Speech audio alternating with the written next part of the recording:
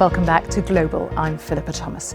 The American hip-hop artist Yasin Bey, also known as Mos Def, has appeared in a South African court charged with breaking local immigration laws, including overstaying his tourist visa and, most notably, presenting a so-called world passport as his travel documentation when trying to fly out of the country. Well, the World Government of World Citizens passport isn't recognised by the South African authorities, and in fact only a handful of governments do recognise it.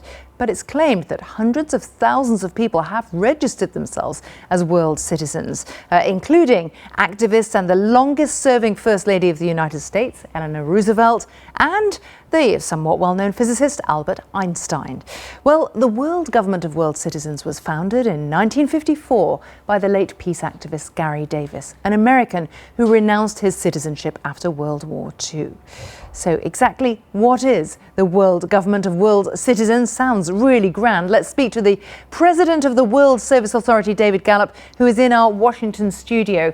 David, that's a great title, and I want to know, do you regard yourself as a world citizen? Yes, I do. We're all world citizens by birth, and in fact, because we're born on planet Earth and we're born of human parents. There's always two principles to citizenship, jus soli and jus sanguinis, the right of the earth and the right of the blood. So that makes us all world citizens. And do you have a world passport? Can you show us? Yes, I do. I have a world passport right here. This is what it looks like. It's a 30-page document. It is machine printed and machine readable like any passport that you might see in the world. And it has been actually recognized by over 90% of all the nations of the world.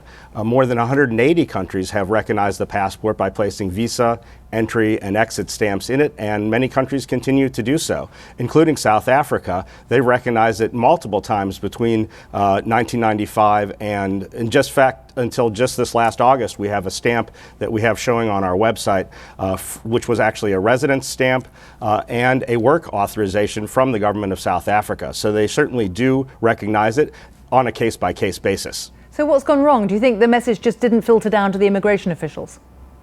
That's part of it. I think there's oftentimes turnover in immigration departments. Many people come in, and so the historical knowledge from the past isn't passed on to the new people. Plus, there's not enough education about our human rights. There's an important document, which is the Universal Declaration of Human Rights, and we try to educate as many people about that as we can every year. We give out hundreds of thousands of copies of this document in multiple languages, and I think that information about respect for our human rights also doesn't trickle down to the lower level officials when it should. I should also, yes.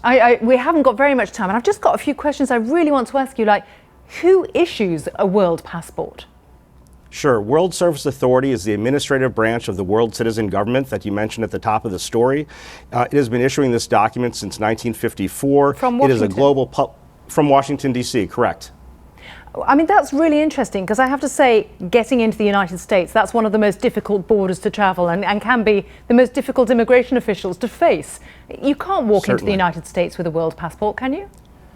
People have entered the United States over the years with the world passport. Certainly in the last few years it has become harder because of the global economic situation and the fear over terrorism. They have become much more restrictive, as well as most of the wealthiest countries in the world have. So it is harder, certainly.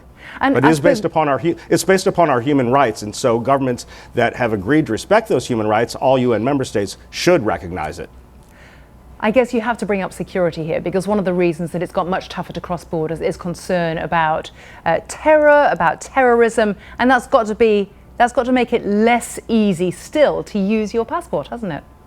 Well, that's true for every passport holder in the world, unless you have perhaps a passport from one of the wealthiest countries. Now, we have a compliance program, so we make sure that every passport we issue, we vetted the people before those documents are issued. So from our side, we're fine and not concerned, but certainly governments are always concerned about who's coming in, why are they coming and trying to stay and take a job. Of course, our argument is that everyone has the right to freedom of travel. That's what it says in Article 13 of the Universal Declaration of Human Rights. You should be able to live and work where you want to on your own planet. And that presupposes, of course, a world in which everyone's basic human needs are met, which, of course, we aren't in that position now. But to get from the world where we are now to the world where we want to be, we have to start claiming our human rights and exercising them as world citizens. David Gallup, we have to leave it there, but thank you, and it's good to speak to an idealist as well. Thank you for your time.